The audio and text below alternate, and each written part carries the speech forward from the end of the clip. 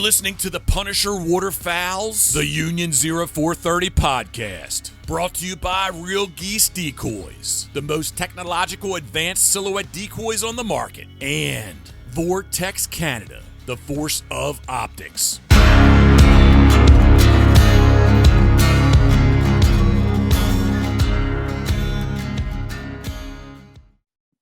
Hey everybody, welcome back to the Union 0430. This is episode 98, and it's a gooder. If you've been following our social media over the last 2 weeks especially, you've seen that we've been posting about this new product.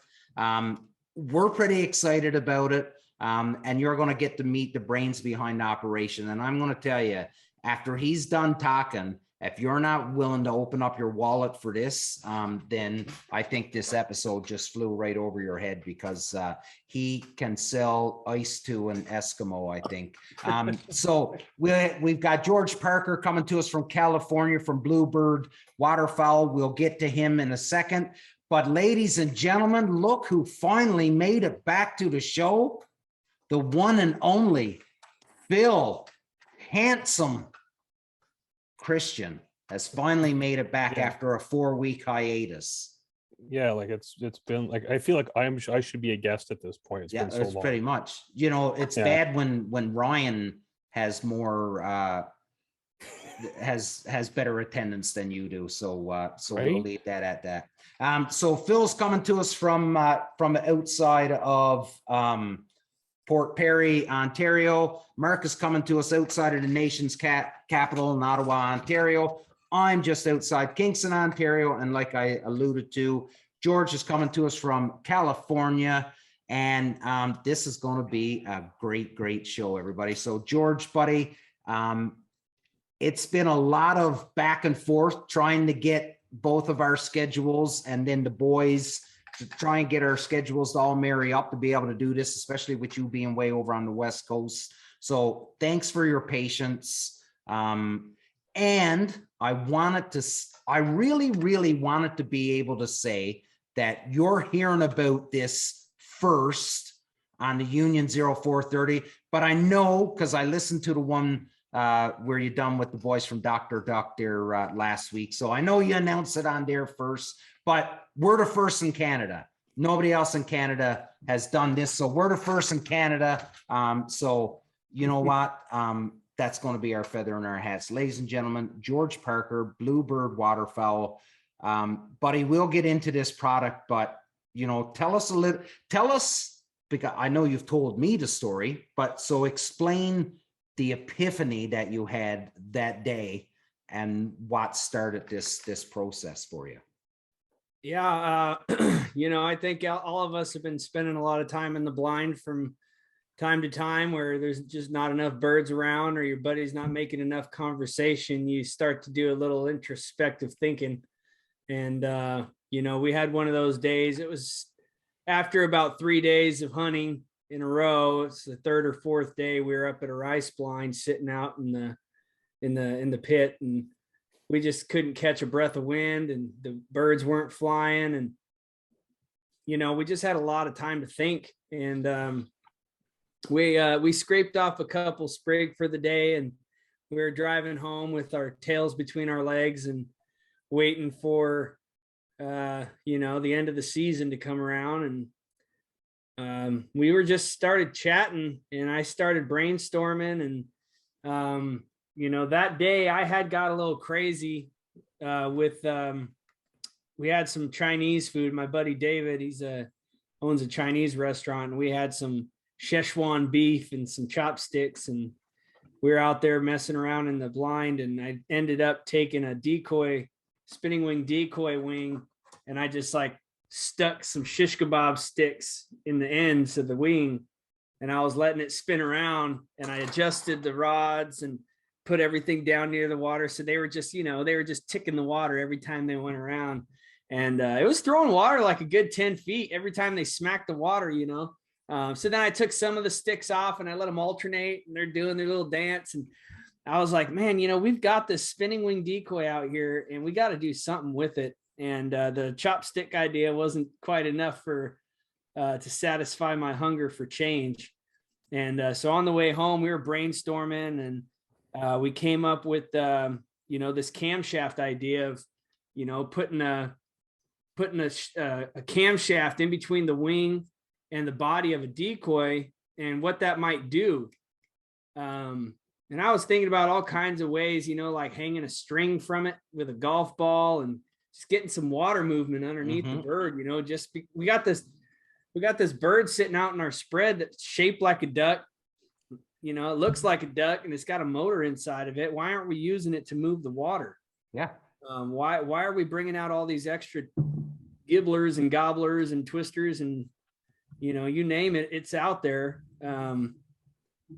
Why do we need all this extra crap when we've got a bird that's got a motor that's not being used already? And, a lot of us do hunt with spinning wing decoys. Throughout this adventure of spreading the company, I've ran into a lot of folks that never use them, and I get that. You might not use them, but they work really good where we're at. And I just wanted something more from it. So I went home, picked up one of my Lucky Duck field flashers. Are you guys familiar with the field flashers? Yep. So I picked up a field flasher and I took a little piece of stick and I taped it onto the outside of the field flasher where the wing plugs in. And then I took a safety pin and I taped it around a chopstick and I put the safety pin onto the stick and I turned it on and it threw the thing off, So I'm like, all right, well, let's figure this out. So I put a little more tape around the end of it and got it to sit kind of structure. And I turned it on and the thing's just going, it's going crazy, spinning 1,000,000 miles an hour. And I was like, oh boy, this is gnarly. This so is gnarly. I went into my kid's closet and I got one of those darts, those bow and arrows with a little plunger on the end of it. Yeah. And I took the safety pin and I wrapped it around the end of that thing and I set it on the table. And so I had this 2-quart mason jar with filled with sand, and I stuck a PVC pipe in it, and I got the Lucky Duck field flasher on my kitchen table, and I'm goofing around with this thing, and I took another quart jar and I filled it halfway up with water, and I put the plunger in there and I set everything up and I hit the button and it just threw water everywhere all over the kitchen table. And I'm going, oh shit, man. Like this is bigger than I thought. Like this thing moves water. Yeah. So that was the beginning of it. We went through iteration after iteration of trying different things and changing different things. And we ended up coming to what we're now calling the animator. Back when I first started, I called it the cheater. The what? The cheater. Yeah. Yeah. Here in California, we're not allowed to use spinning wing decoys in the first 2 months of the season. Mm-hmm. But that's only because they strobe. That's only because of the flash of the wing. Yeah. When you've got the white and the color, that's the strobe. That part's illegal. You're allowed to use electronic decoys. You're allowed to use the pulsators and different types of stuff that have power, but you just can't use a strobing decoy. Yeah. So, but you can use it without the wings. Yeah. Now we've got the animator. We put it on the body, and we were able to, kind of create this little sneaky trick to get your decoy out early, to get your water movement and get some stuff like that going. And that's why we called it the cheater. It ended up being called the animator. That's awesome, because and anybody that's listening, especially so in Canada, to the best of my knowledge, we can use spinners anywhere in Canada. I don't think we have a ban on them anywhere in Canada, but south of the border, there are some states where you can't. So the beauty thing about this animator is that, just take the wings off. As long as the camshaft is still hooked into the female end of where the motor is, you can still use this and you'll still get your water. So you're not having to buy 2 different motion decoys, ultimately, is what we're saying, because you can still get your water movement by using the exact same spinning decoy as everybody else. So pretty cool, buddy. I'm pretty, like, I was impressed first when I heard about it and started watching the videos, and you and I had talked, but you are an engineer by education too, though, right? Like this is something like your brain is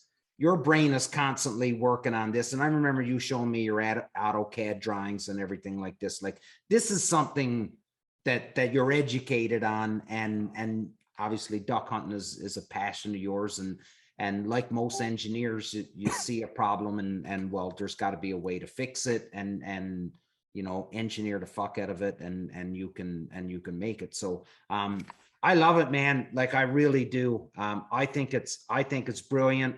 And we've talked on this show a number of times where we've said, what is going to be that next item that turns the industry, you know, turns it head over heels, right? Because when the spinners came out, that was it, right? Like, that was such a friggin' game changer. You look back at coffin blinds, and then the reintroduction of panel blinds and spinning wing decoys, and there's every so many years there's this new exciting product.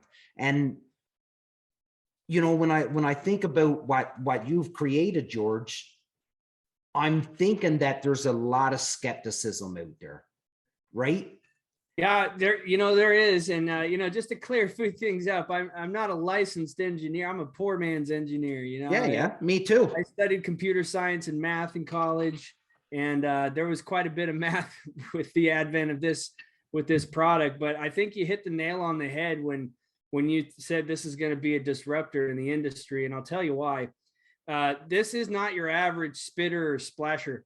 There's not another product on the market that comes even close to the type of ripple patterns this product's able to produce. And there's one reason for that. And we have a utility patent pending on the utility of creating ripples in a spread by utilizing a stationary motor. So stationary meaning it's not floating on the water. So there's a lot of ducks and different tools out there that people have that sit in the water and they disrupt the water that they're in. The pulsator is a real popular one. I know that Lucky Duck's got a couple ripplers and like a splasher that spins its feet and things like that. But the difference with this product is that those products sit in the water that they're disturbing. There's no continuous pattern that's built and pressed away from the decoy. Every motion that bird makes in the water, or the device makes in the water, it's disturbing the very water it's trying to ripple. So it changes, and there's no perpetual motion. Where this product, it hits the water at the same spot at the same interval every single time. And what happens is you get that first little wave from the first impact. And as it lifts up to drop again, it pulls the water up and forms that first ripple. And when it hits the water again, it pushes that first ripple further away and larger and starts the next one. And when it hits the water again, it pushes that very first ripple even further away, larger, and makes the second one larger and starts the third one. And you have a perpetual motion that builds as it gets away from the decoy. So when you're looking at something to actually produce ripples that can spread through your entire spread, if you put 4 to 5 mile an hour winds on top of this ripple maker, it will spread all the way across your spread. Now, I don't want to make it sound like this thing throws 3-inch waves. Okay, this thing throws 1/2-inch ripples. But what's important to understand is that they're perpetually being pushed away from it themselves, and it creates a very large ripple pattern. And if you had 2 or 3 animators out in your spread, they all interact with each other, and all of your floaters that are out there, they're sitting in the same ripples. And as they hit the ripples, they're moving up and down, causing their own ripples that are moving back towards the ripples that you're making. And if you can imagine for a minute what it would look like to have 2 or 3 dozen live birds kicking around real slow in the water, that's what this product creates. It creates an atmosphere of life. And that's why our slogan is spread animation, because it's not just about creating animation in your spread. It's about spreading animation through your entire spread. And there's a lot of thought that went into this. And when it comes to comparing this product to others, there's absolutely nothing like it. And it's for another reason also. There's a sound that's produced by this product. This product has a sound plate. It has teeth on it. It has about 7 or 8 different areas where the water gets tossed from the plate. And it also has a cavity on it. And that cavity allows it to cup the water to create a dabble sound. Bloop, bloop, bloop, bloop, bloop. But it also spits water in 7 different directions. So every time it hits, you're getting that sound. And I don't know if you boys have ever been walking out to the blind real early in the morning and you spook a bird that you didn't know was there, and you get that sound on the water from the wings. That's what this device produces. It produces a sound that's unmatched by any other product on the market. And I would beg to differ. It's the first product that intentionally makes a loud enough sound to be heard from 20, 30, 40 yards away to make the birds feel more comfortable when they're coming in to finish. And some folks have mentioned, oh, that sound is terrible. I even had a buddy the other night. He just loves talking shit. But he messages me and he goes, you better put music over the top of that when you show people, because it sounds like shit. And I'm going, hey, man, listen, the sound's not for everybody. And I get that. But for two things, you haven't heard it in person. Unless you've met me outside of Bass Pro Shops where I have this thing on display, you haven't heard how this sounds 15, 20 yards away from it. When I'm videotaping this product for folks, I've got my cell phone 2, 3, 4 yards away max. And so you're hearing not only the sound beat off the water, but who in the hell sits right next to their decoy and listens to how it sounds? Have you ever heard a pulsator? Listen to that motor, right? Like, dude, give me a break. This thing sounds incredible from a distance. But for the haters that say the sound's going to be a huge damper, we created a silent splash plate. And you can see the difference in the silent splash plate is going to be that the silent one has absolutely no grooves, no rivets, no cupping at all. And this product gives you all the ripples in your spread without making any sound. So if you're worried about the sound, this is available as an accessory. You can get the silent splash plate, but the sound splash plate comes with your product. And I would argue that there will not be, unless I get ripped off, another product that does what my product does, period, end of story, within the next 10 years, as long as my patent holds up. That you brought up a good point, and this is something that anybody that's traveled when it comes to hunting ducks and geese, anybody that's done any traveling will agree 100% with this statement that I'm going to make. What works in one area will not always work in another area. So when I started thinking about this, and I'm trying to get my head wrapped around, will this actually work where I am? And I got to the point where I said, no matter what I've used when it comes to hunting birds, every one of us does our own thing. Like there's some common practices that everybody uses, but for the most part, everybody's got their own way to set things up and to have their decoys a certain way and whatever. So when I was thinking about this, I was like shit, maybe I don't use the wings with this. Maybe I use a spinner and it's meant to form on one side of my spread, and then on the other side I have another spinner with no wings, and this is just making ripples. Like, I guess what I'm trying to get at is that with something that's being so new, I think you've got to be open to a little bit of experimentation within your own area to try and see if it works in your area, because it may and it may not.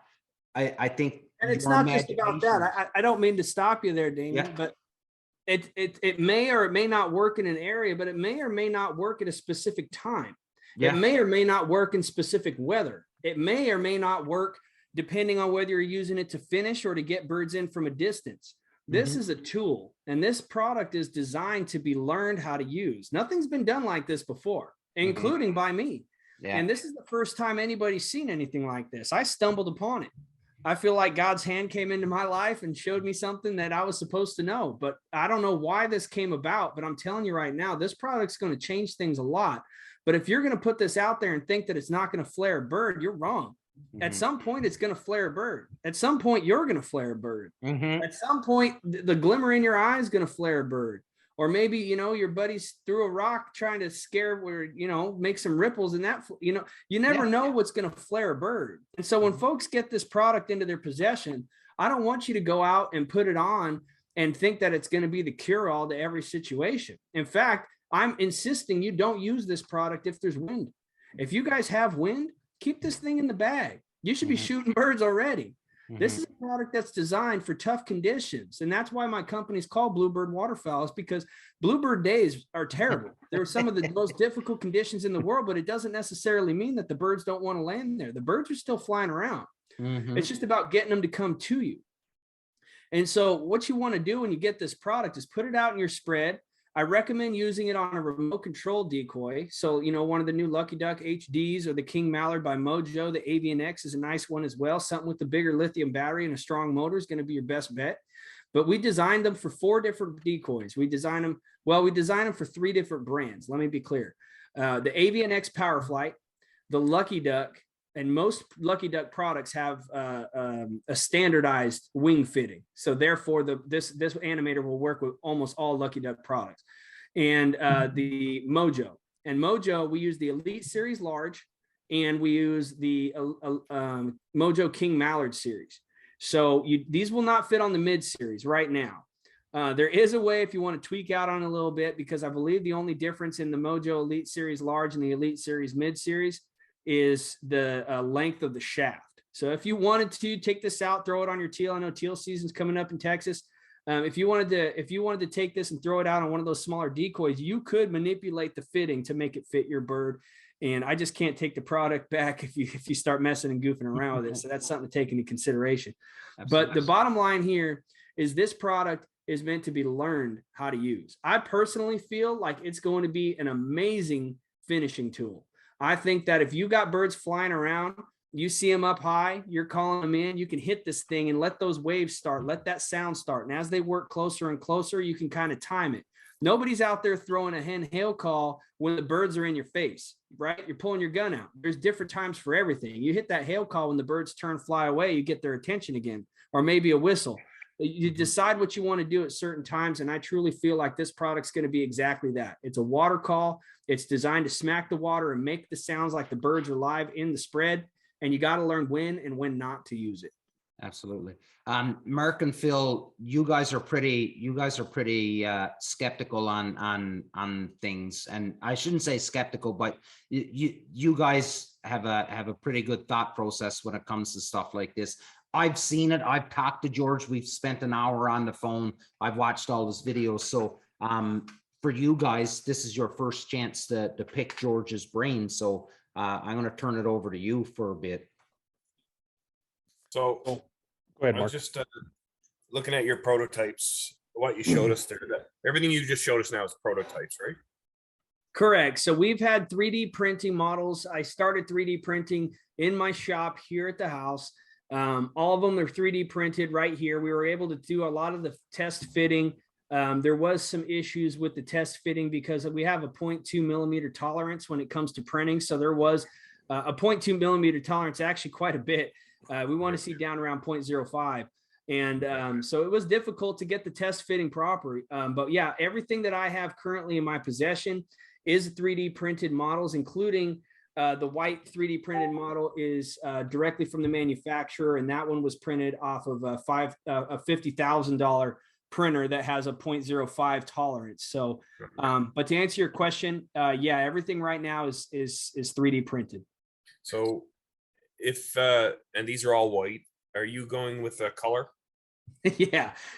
No, we're going with bright pink. No, I'm just kidding. They're all going to be sheet black. They're going to be matte black, injected nylon. We actually were lucky. I made a couple of phone calls and I found the injection company that makes most of the NFL helmets.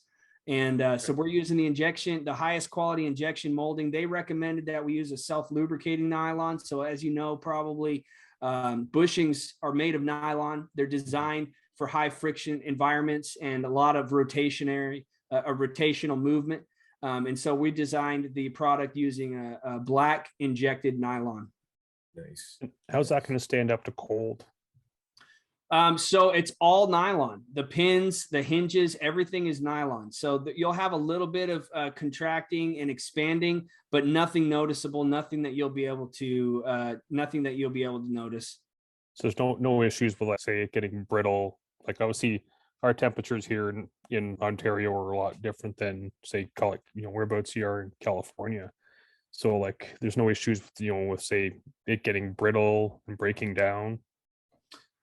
I mean, that's a good question. I would have to look more into sub-zero freezing temperatures. But to be honest, this product's not going to do real well over ice, right? It's designed to hit water that's not frozen. Yeah. I have had a couple of folks in colder areas hit me up and ask about whether or not it can, keep the water melted once they break the ice, just with the motion alone. And to be completely honest with you, I would say that you definitely don't want to abuse it in the first place. This product does come with a hard case. If you jump on the Kickstarter, a protective hard case to make sure you're not just throwing it in your decoy bag. I wouldn't recommend stepping on it. It does have small parts, but if you take care of it and treat it well, I would treat it similar to a bilge motor. You don't want to drop it and kick it around. But if you throw it in the water, it's not going to be hurt. And I would argue that cold temperatures may make it more brittle, but that's how life is. Everything gets a little bit more brittle. You get steel cold enough, you could break it. Just use it with caution. I think one of our biggest concerns, George, would be like we'll hunt in say -4 Fahrenheit, right? Like on big water that we have it's not freezing. Like we're hunting the Great Lakes. So it's not freezing, -4 Fahrenheit. So -20 degrees Celsius. So our biggest concern is not so much it being able to push the water. I think our biggest concern is manipulating it after it being out in that temperature for 5 and 6 hours. Are we going to snap it trying to put it together or take it apart? That I think that would be our biggest concern. So the connections between the shafts and the hinges are all thread. So they're designed. I don't know if I can get this for you. Focus. Yeah, but I think there it is. Yeah. So we can take metal thread. Yeah. So this is a stainless steel all thread, but it is embedded into a nylon tapped fitting. So there's nylon epoxied into this carbon fiber that's been tapped to fit an all thread that's twice as long as the extended part of the all thread. So then that all thread is epoxied in to this nylon. So this is at the end of the rod essentially is one piece. Mm-hmm. And at the back side of every rod is exactly the opposite. It is a nylon fitting. Not exactly the opposite, exactly the same, actually. It just doesn't have the all thread. So it's the exact same nylon fitting, but that's been tapped. And the reason that I did that is so the rods connect end to end and they all fit directly in line. And there are a few little protrusions and cavities that when you get this thing close to actually tightening down, you'll feel it kind of thump, thump, and snug together. And that's intentional so it doesn't have movement. Now, we did this to avoid corrosion. We did this to prevent seizing. And we did this to be able to handle the constant impact of the motion of the plate hitting the water hundreds of times, if not thousands in a day. If you drop this thing in the water in sub-zero temperatures and then put it together, you might be taking it home to let it sit a while before you're going to get it back apart. I wouldn't recommend forcing it, trying to get it back apart if it was frozen together. Same thing for the hinge on the camshaft. If you were to drop this in the water and then it freezes, you might have, some issues with it, with the motion. But I would just recommend if you're in those types of conditions, just to take care and to use it properly. You wouldn't want to take your bilge pump and get it wet and then leave it out in the air for 5 or 10 minutes. You'll probably screw that motor up too. Big time. So there's a lot of different things that you'd have to consider in those cold temperatures, but literally everything that touches itself in this product is nylon on nylon. So it's no steel to steel connections. It's intentionally done that way to prevent those types of situations. Awesome. So I just had a quick look just for Phil for what he was asking about durability wise. Nylon is way more dense than normal plastic. It's very durable. It's extremely durable. It's used in the aircraft industry. It's used in a lot of different things. Like you said, it's used for bushings. If you put plastic in water, plastic will probably float. You put nylon in water, it sinks like a rock. It's a very durable material, way more durable than your normal plastics. It'll be more durable than the actual Lucky Duck itself, or whichever one you're using. That's why we chose it. And that's a good point, Mark, because we chose this because I was told by our engineer on the production side that this is, in their world, called plastic steel. Mm-hmm. Makes sense. Now, George, I know from talking to you, when I've asked you about, your testing, and you said we've done hundreds of hours of testing. Now, I know some of the new spinners are coming out with those lithium ion batteries and stuff like that. So if you were to give, so a normal battery with a spinner going is operating at 100%.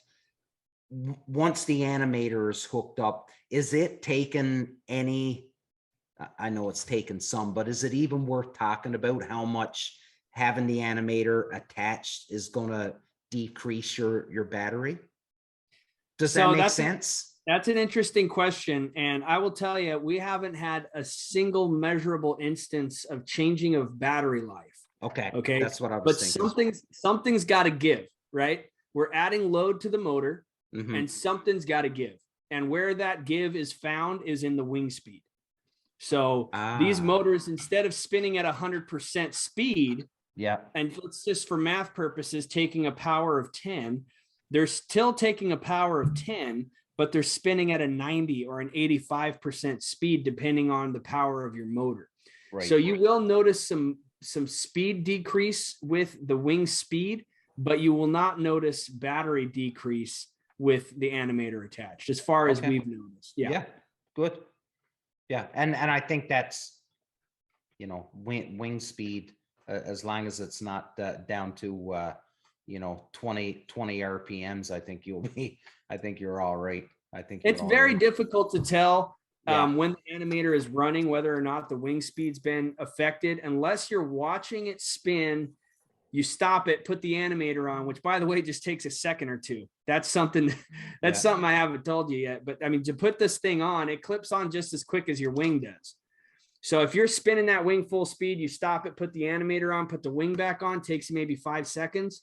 You will notice that the wing's spinning just a little bit slower. But as you're hunting, it's still spinning plenty of revolutions to get the job done. In fact, I would argue some wings spin too fast. And it's you lose that strobing effect and you get a gray. And with the animator on, you can actually decide, depending on how deep your plate is on the surface of the water, or whether or not you're using 1 or 2 animators, you can manipulate your wing speed to get that, that steady strobe, that really strong strobing effect to make that difference when it comes to locating the birds from long distance. Yeah, I couldn't agree with you more on that, George. Like, I've seen some spinning wing decoys where the wings are ripping at Mach 10 and you don't even see it. Yep. Like in essence, you might as well just take the wings off and just set the decoy out there. It serves zero purpose. Right. But yeah, like when you've got that slightly more, say, slower methodical wing speed, it enhances that strobing effect, which is basically what you want to achieve, is that back pedal. Yep. Which is basically what it's supposed to more or less mimic. And I haven't seen a duck back pedal at Mach 10. Right. Yeah. No, that's so accurate. And I didn't really put much thought into that until I really started studying the wing speeds, which I did with slow motion cameras and still frames, timing, making sure that I could really get a good read on how much the speed was being affected. And when I started to do that, I'm looking at these things fully charged. And a lot of them, I'll be honest with you, when I was first testing, I kept the thing plugged in because I wanted to try to break the animator. So I'd let it run for like 3, 4, 5 days in the backyard, just, and my neighbors are going crazy because the thing's just blasting all night. But that's one thing I noticed, is that some of them, when they're fully charged, they just rip so fast. And I plug the animator on and it immediately just takes it down. 10 to 15% mathematically is what I was able to figure out doing some division and just looking at the timing. But yeah, definitely made a huge difference in the performance of the wing itself. Oh, and a side note, check this thing out. And I can't guarantee this, so I'm using the word encourages, but the animator encourages wing color side up stoppage. And I have some videos on Facebook and Instagram to show that. But what happens with the camshaft is that there's a little bit of weight to the bottom of the cam. And also you've got your rod, and the rod adds a little bit of weight. And on that rod, you've got your plate, and that plate adds just a little bit of weight too. Now, when the plate's sitting on the water, it's in a position of not affecting the animator very much as it spins to, like, if the plate was out of the water, you would have more force as this thing spins around, but the plate itself impacting the water allows that weight to be distributed more evenly. Does that make sense? Mm-hmm. Yeah. So what happens is when the plate's out of the water, the cam is at the top of its rotation. Well, that little bit of extra weight forces that cam to pop down.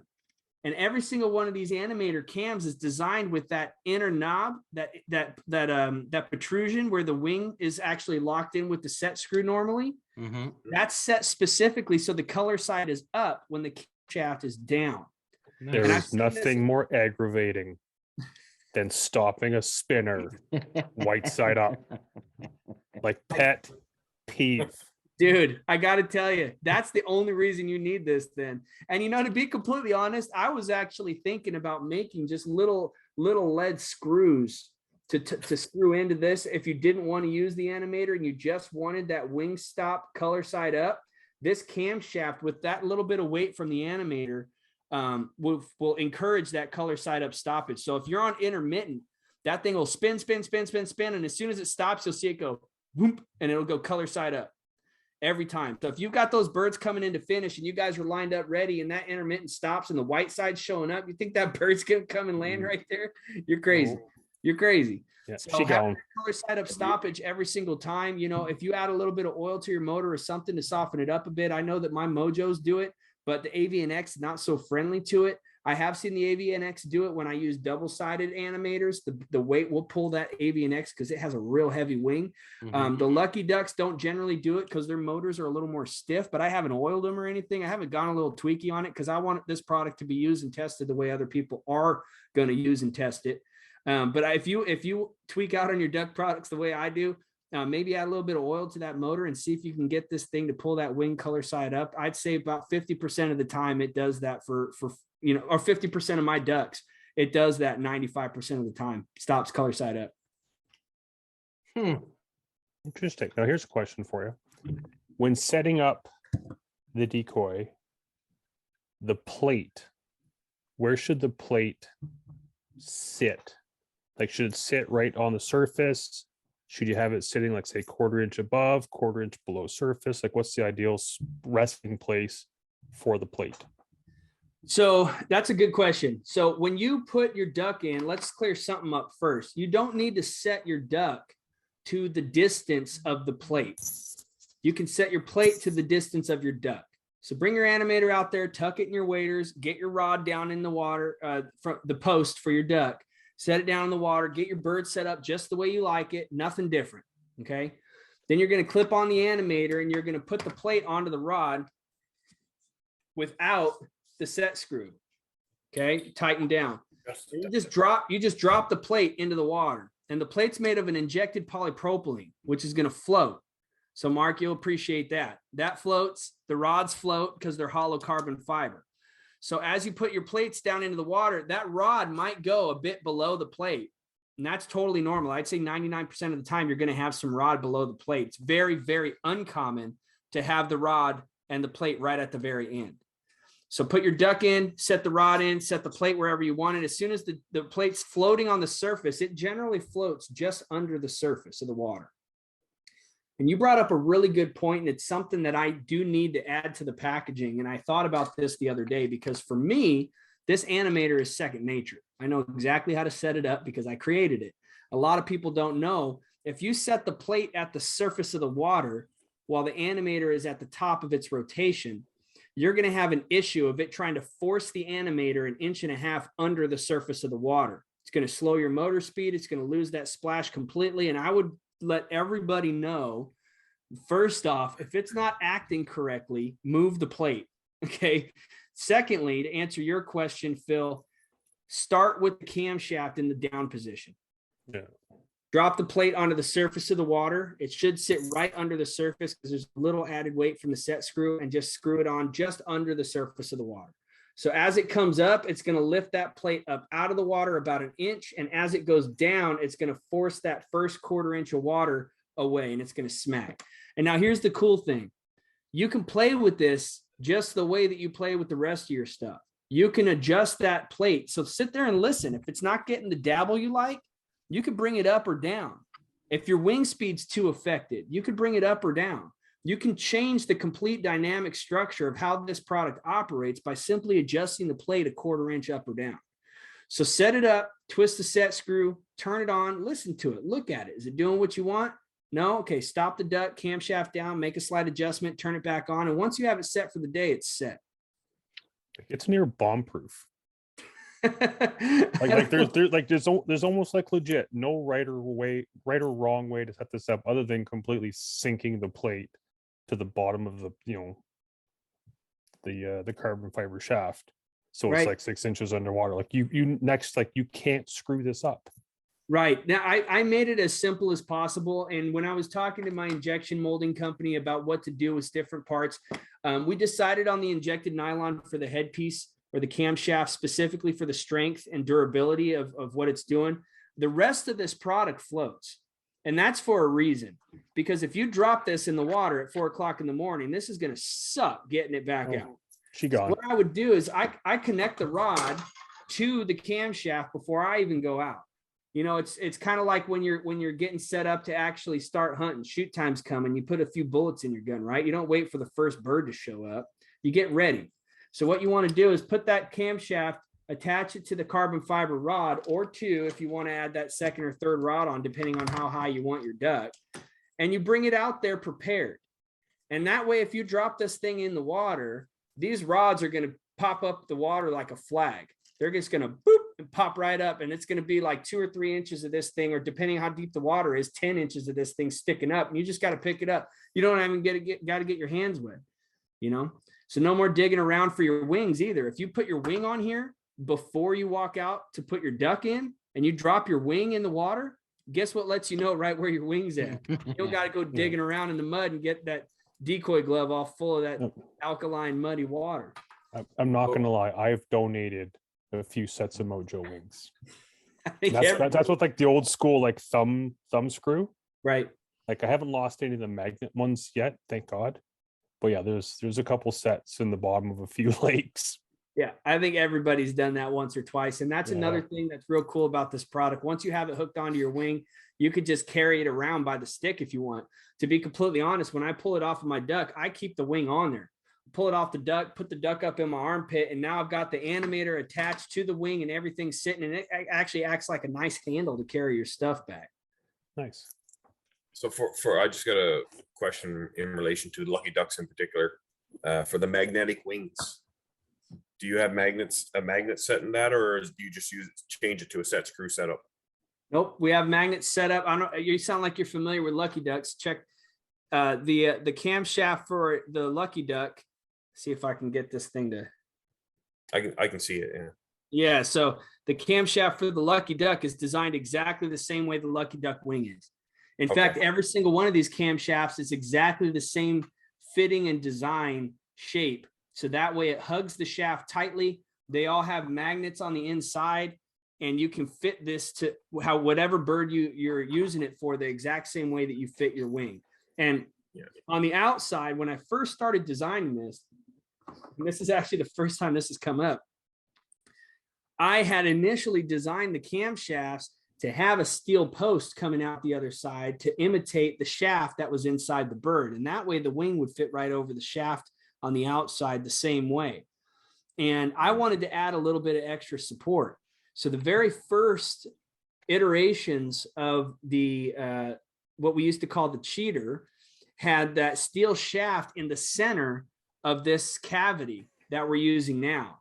And eventually, after testing it a few times, I'm going, why the hell do I have this shaft in here? I could just tuck the wing into this sleeve and put a little set screw on the outside, and it holds it just fine. So I was able to save a ton of time and space on the product and weight by removing the steel shaft from the wing side and simply using a sleeve to fit on the outside.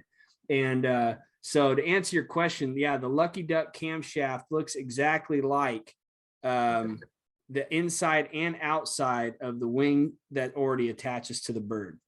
Now that is a good point also. In between these plates is exactly the same on every single animator. The only differences are the way that they fit into and onto the shafts and the wing. The rotational hinges attached to the camshaft are all identical. That way you can take your shafts, your carbon fiber rods, and interchange them between all your birds. So if you do get the extension rod kits we're selling for $12.99, you can get two 30 centimeter rods in addition to the rods that come with it to add that extra length, and they'll fit onto any other rod and they'll fit onto any camshaft. All of them are identical. Okay, George, it's time to get into some real important stuff here right now. And that is, so we'll talk about the Kickstarter here in a second, but what are we looking at for a timeline for anybody that actually, no, we will go right into the Kickstarter right now, because that's the most important thing right now. So personally, I've bought into the Kickstarter because I honestly believe that this thing is going to be awesome. I know our good friends at River Rat Decoy Rigs, they've bought into them, and I know there's probably some more that we've put on. You are getting a ton of attention right now within the industry, and some pretty big names that are starting to reach out to you. So that's got to be pretty humbling. But let's talk.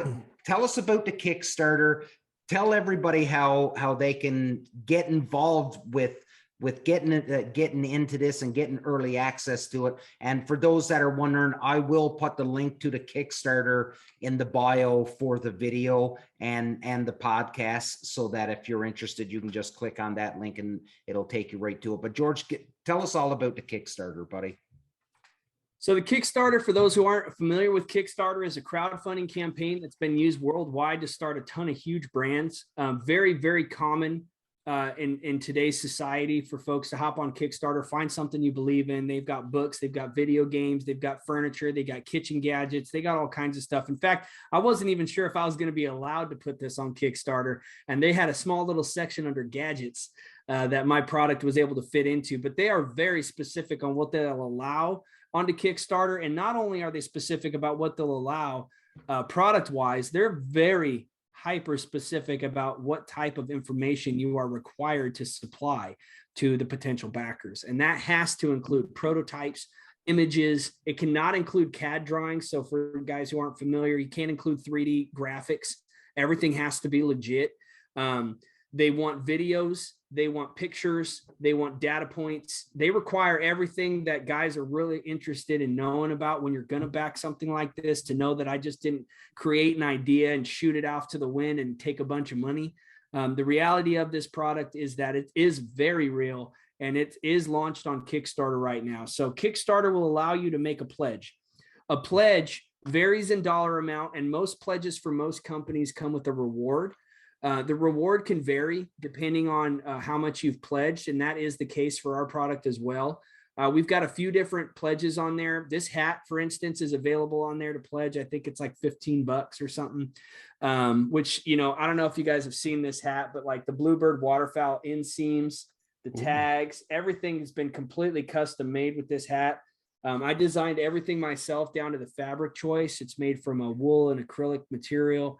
Our hoodies are an 80-20 poly cotton. They've got just amazing stitching and lamination printing, and that's available on there as a type of pledge as well.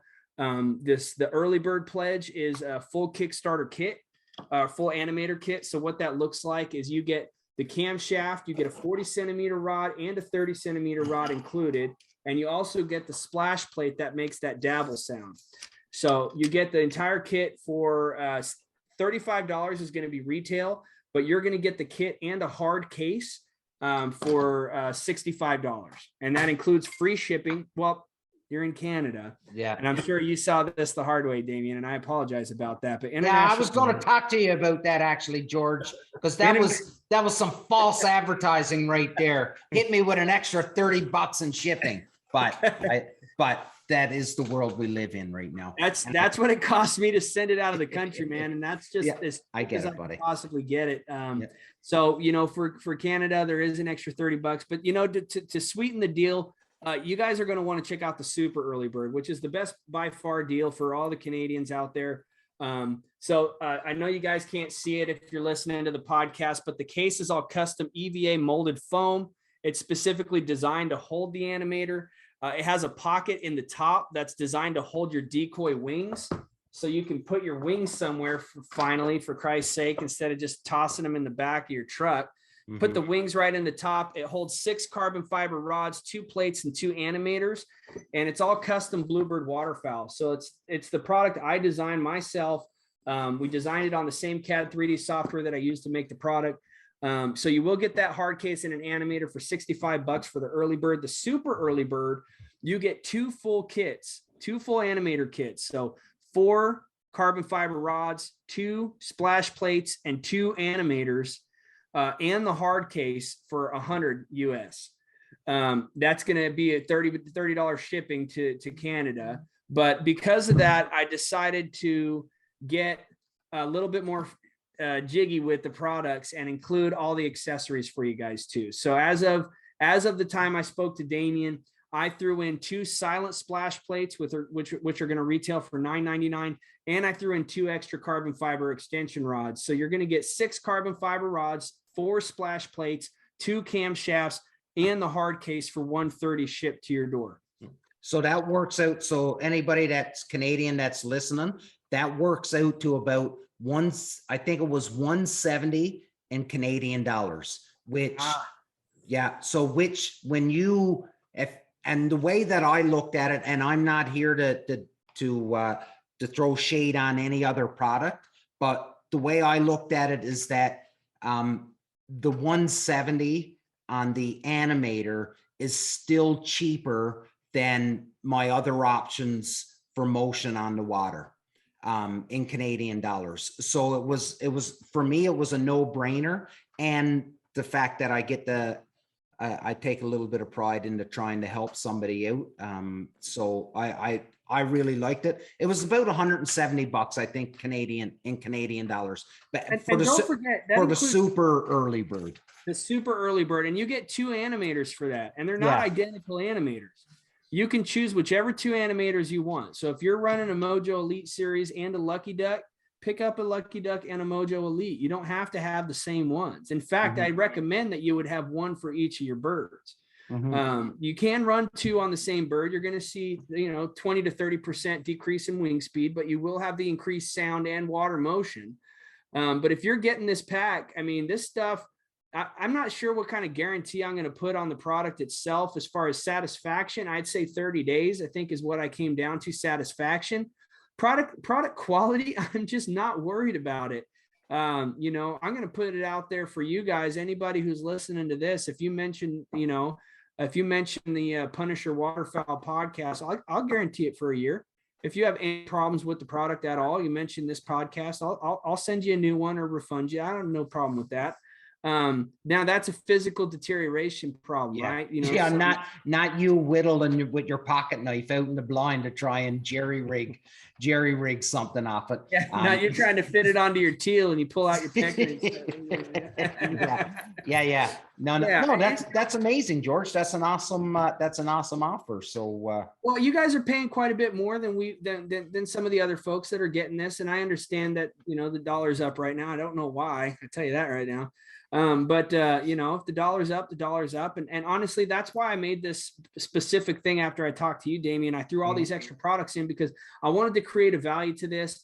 I know that it is a little bit pricey. And I won't lie to you. This is like a camera case, right? Like you're not gonna be able to run this thing over with your truck. This isn't a Pelican box, but it's some place where you can hold your wings. It'll hold all your products and keep it safe for you for a long time. You can throw it right in the back of your truck. You know, it's designed to protect the product. So if you guys are going to be using this and protecting it and using it properly, I have no problem guaranteeing the quality. I've spent hundreds of hours and nights and long weekends making sure that the quality is all 100%. This is going to be a product that's designed to last. In all fairness, George, even though we get hosed with like shipping and the dollar and all this other crap up here in Canada, you legit throw 2 or 3 stickers in the box. We're happier than a pig in shit. You know what? Like, That's a that's real it. good point. That's a real good Just point, need Phil. stickers. Yeah. Like I don't know. I would think, and I think this is a very safe comment to make, that the majority of the time that somebody writes me back, the only thing that they may be, if they are disappointed in anything that I send them, it is the lack of stickers. That is it. For some reason, people are like, Stickers. hey man, could I get some stickers? I bought like $300 worth of stuff and I only got 2 stickers. Absolutely, buddy. I'll send you some stickers. Sorry. So I hate to disappoint everybody, but we do not offer stickers. You All need to get on stickers. that. yeah.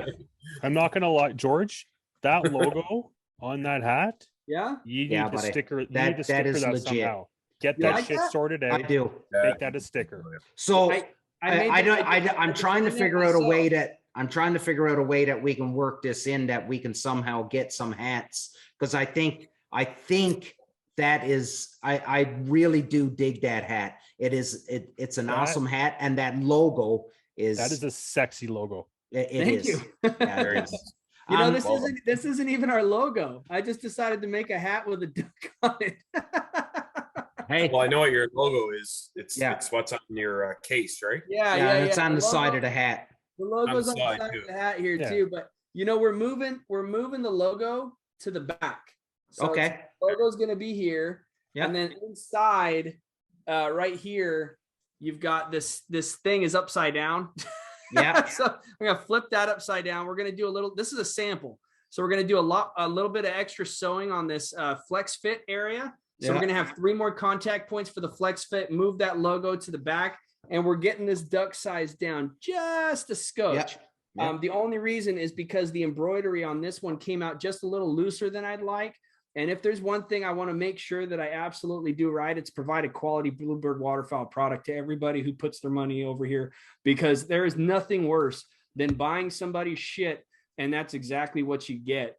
And it pisses me off to no end. And I do not want my products to be out there with my name stamped on them and they're breaking down, falling apart, and having problems. So I've spent nothing but all the hours that I've been putting into this. People are like, oh, well, what's your cost per customer acquisition? And how are you going to market? And this, that, and the other thing. And I'm like, I'm not paying attention to anything right now, except for making sure that this product is the highest possible quality, period. Because when they send 1,000 of these to my house and there's one problem with them, I'm going to be pissed off. So I want to make sure that there is absolutely nothing right now but testing, making sure everything's coming out perfect. So when we do get these products shipped to us, they're going to be shipped to you in the exact same condition. In fairness, you give it to a cop, they'll find a way to break it. Yeah. Yep. Well, I can guarantee if I wanted to, I could break this right now. You want to be careful with it. You Yep. definitely don't want to go We'll break find a it. way. Don't be smacking your buddy over the head No. with the rod and stuff. Right? Like, Great. Sometimes they need it. yeah, okay. Don't be a ham-fisted idiot when you're handling it. Right. You're sort of kind of, you're talking about your, like this, you are deciding that you want it to be such a bomb-proof product. You want to make sure everybody is happy. You're all over social media right now. Like I mentioned when we done the introduction, you've been on the Dr. Duck podcast. You're on the Punisher Waterfowl Duck podcast right now. You are, without dropping names, but you are. So for anybody that's listening that thinks this is just some rinky-dink operation, there's some friggin' serious names that's reaching out to you right now that are really interested in what you're doing and are really starting to, and you got to give them credit because they're realizing that this is something and they're jumping in and getting behind you now in the early stages before this blows up. And I think there's going to be some people that may have passed this over and said, well, yeah, let's see where he goes with it. Let's see how serious he actually is.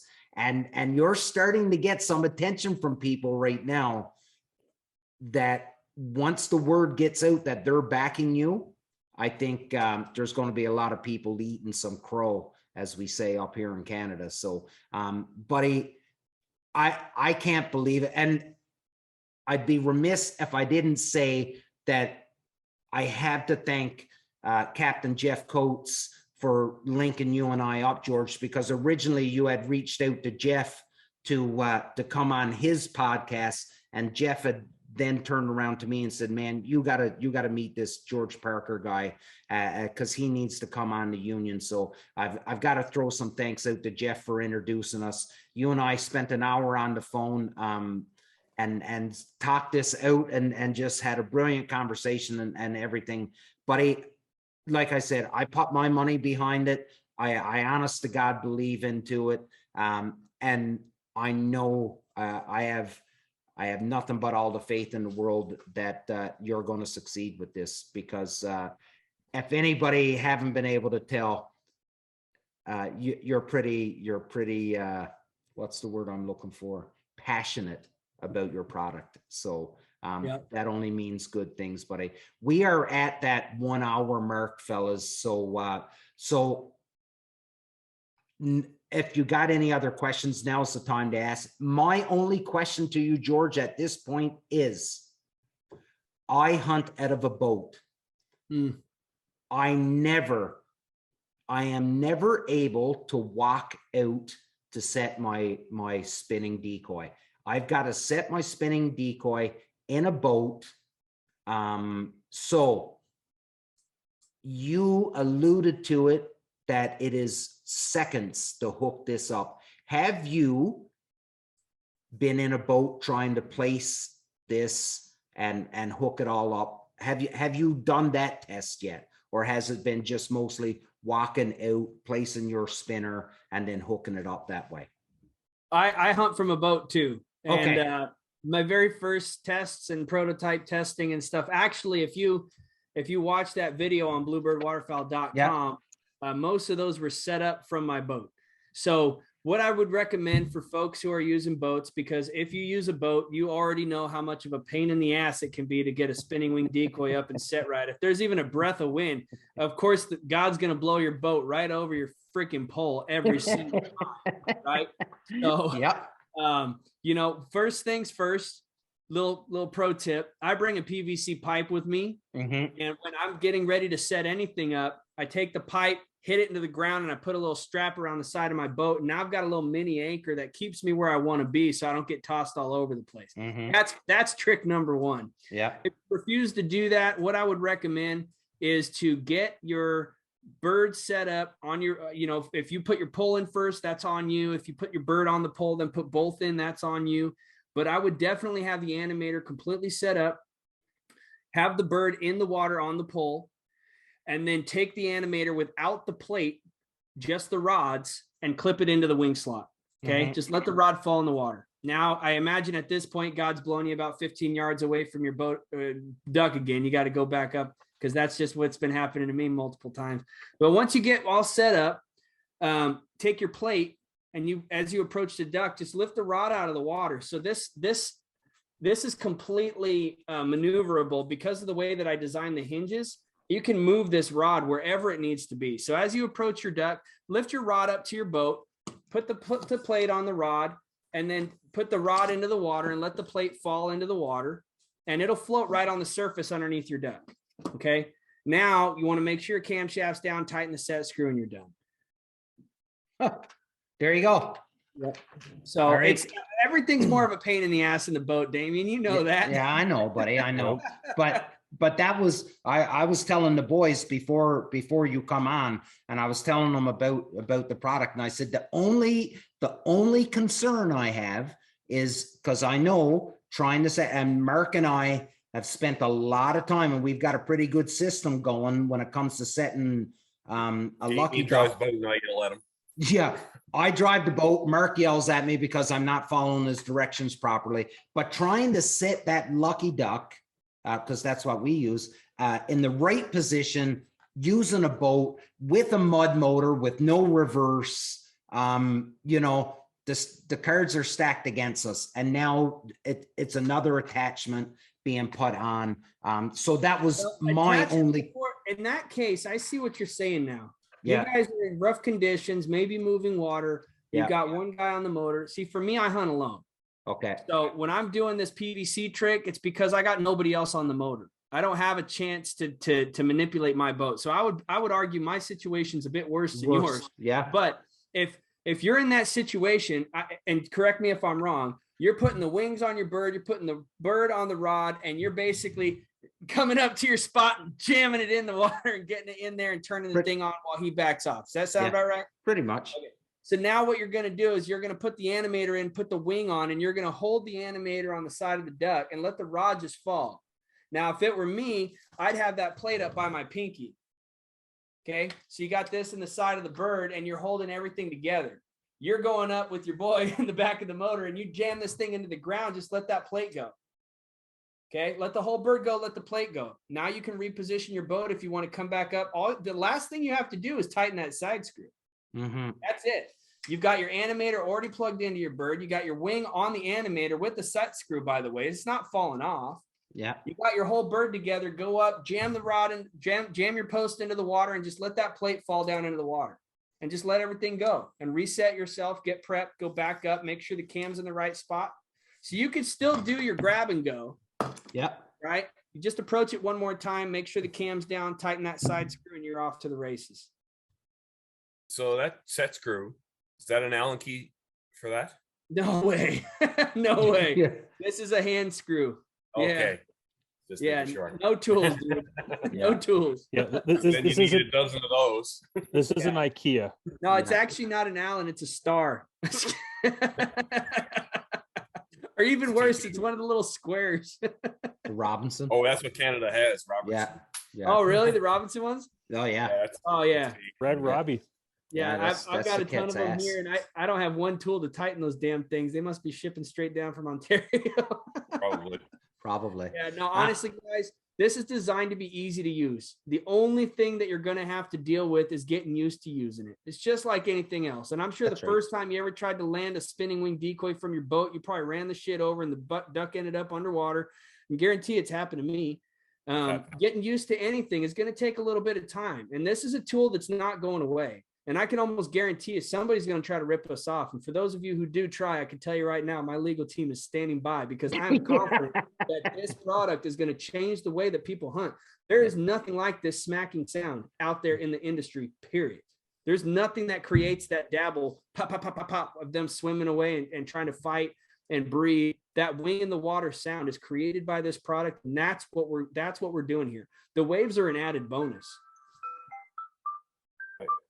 Okay, boys. So we're at that hour mark. We'll do a round table. We'll let Mark and Phil ask last questions, and then we'll give the last word to you, George. Mark.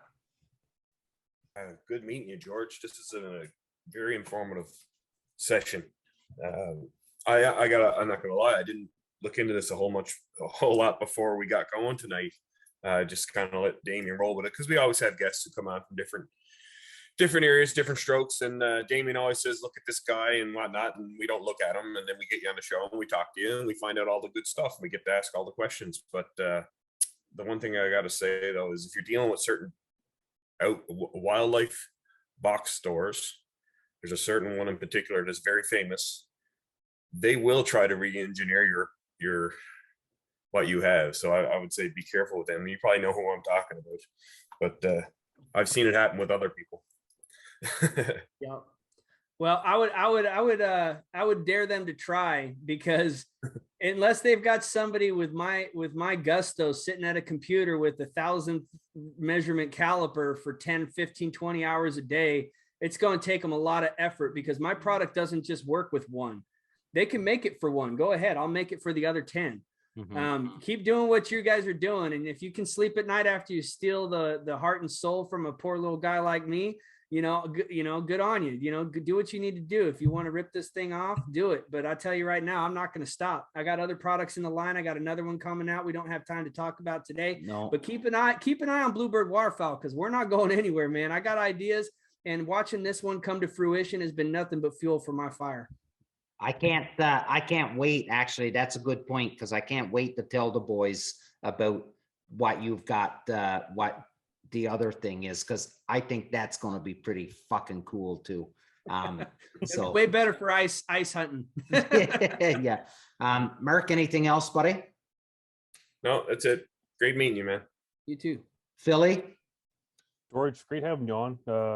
Definitely very enthusiastic, very, very passionate about what we got going on. And that's huge, for, getting a product going and backing things. One of the biggest things I can say is what you're adding to, say, the waterfowl industry that's never been done is sound. Like there's from what I've looked into and looked into the product, everything is motion, color, realism, all this other jazz. You're bringing something that's never been done, and that is sound. And good on you for seeing something that's never been done and bringing it to the table, making a product, and really looking forward to seeing this work this fall. And I wish you all the best, man. Good stuff. Thank you very much for the kind words, Phil. I've been working my heart and soul into this, and I haven't had any nightmares yet of products to come out. But I know that this won't be the only product to come out that integrates sound. But I can tell you this: it is written very clearly into my utility patent that we are producing sound from a stationary decoy. And if you want to create sound from your puddle ducks and stuff, I know Lucky Duck's got their feet splashers and stuff like that. I'm not trying to dig on anybody else's product, but I'm telling you right now, the sound coming down from a stationary bird is completely different. It's a completely new dynamic, and it is absolutely completely patent pending. So good luck to anybody who tries to get. I fucking love it. I love it. George, to you, buddy. Any last points? Anything you want to say that I forgot to ask you? Yeah, I don't think you forgot to ask anything. We're trying to keep this as affordable as we can, especially for folks who are ordering it overseas. More than anything, I want to get this product into some of the retailers up in some of these other countries. I've been in talks with folks in Argentina. We've got a purchase order from New Zealand.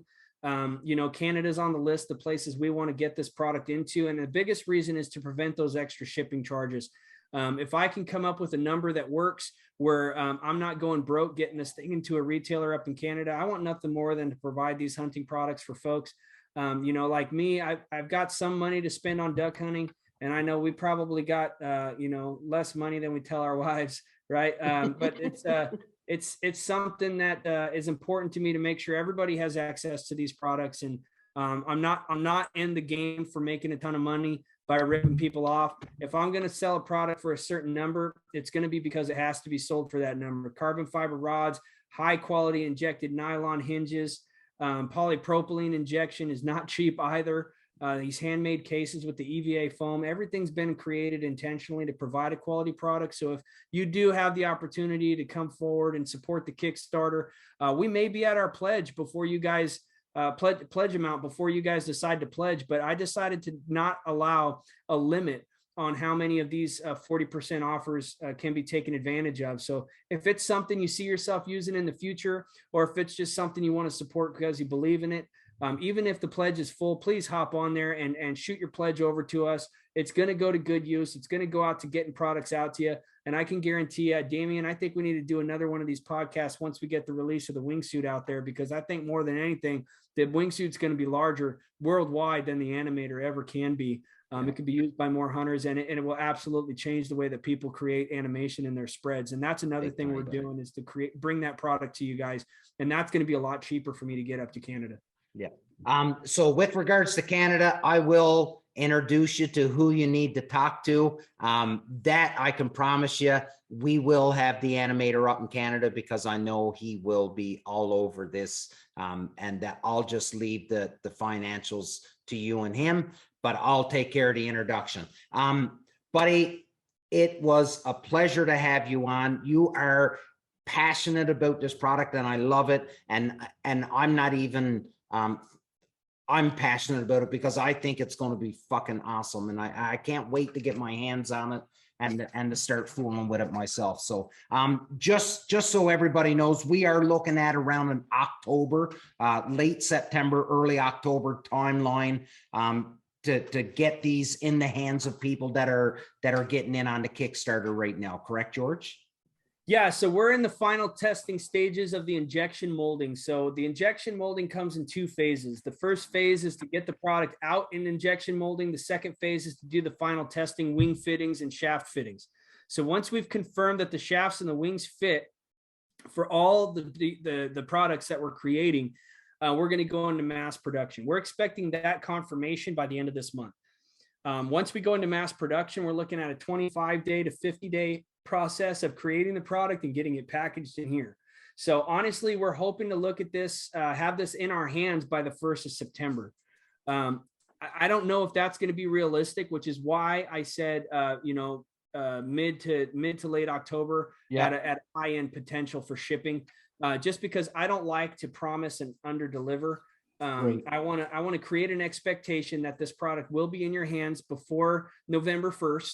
And that's what I'm going to try to hold these manufacturers to as well. But there is absolutely no way that I will risk quality to get the product into the hands of folks that ordered it on time. If there are any quality related issues that I run into, we're going to absolutely take a step back to make sure those are solved before we manufacture the product. There's no way I'm going to ship out a shitty product, period. Awesome. Love it. George, buddy, we could go on forever, and this is your open invite. When you want to come back on, you have my cell, you have my email, fire me a message. Don't wait for me to message you. Fire me a message, say, I need to come on. I've got this cooking. We need to make an announcement. Ladies and gentlemen, this was episode 98 of the Union 0430. Please, please, please, do me a favor, head over to Kickstarter. So kickstarter.com, up in the search bar, just search Bluebird Waterfowl. You will find it. All the videos, all the specs, everything you need to know about the product is right there. If you are at all interested in it, help George out, help him get to his pledge. If it's above the pledge, keep going, because you're only benefiting from the pledge because you're going to be able to get this at 40% off. So jump on board. Don't wait for this to start showing up in retail stores and it being a little bit more than what you could get it for right now. Ladies and gentlemen, we are as advertised. We are not experts. We're just a bunch of friends that love hanging out, chatting, bird hunting, and meeting all the amazing people that we've met all across North America over the past year. Episode 100 is coming up soon. And if you know us, you know who that guest is going to be. It's going to be Captain Jeff Coates. So it promises to be a great episode. George, Bluebird Waterfowl, thank you so much for coming on. It was an awesome show. I am just as excited about this product as you are. And I can't wait for everybody to learn more about the animator. And I can't wait to start seeing videos of people actually using it and finishing birds over it. Ladies and gentlemen, that's it for me. Surround yourself with good people. Big love. Until next week.